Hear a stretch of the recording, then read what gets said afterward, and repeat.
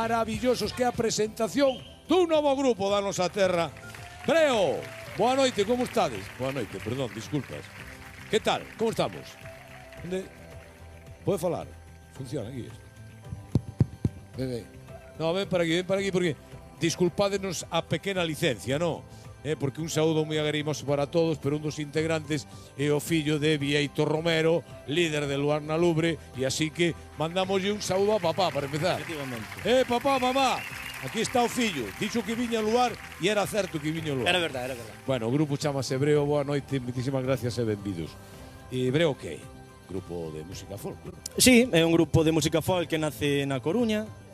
O nome ven dunha deidade celta chamada Verobreo, que se atopa no Monte do Facho, en Cangas do Morrazo. Gustounos moito o nome. Bueno, é unha deidade que levaba as almas o máis alá, e de aí quixemos poñerlle o título ao disco. Pois un placer, Breo, que vos presentedes así en sociedade esta noite. A nivel particular, pois estando aquí co teu pai xa hai 33 anos, porque eles xa estaban de camiño por aí adiante polo mundo, é un auténtico placer que continúe esta saga de grandes artistas galegos. Breo, parabéns, aí estamos, presentación de novo grupo. Breo.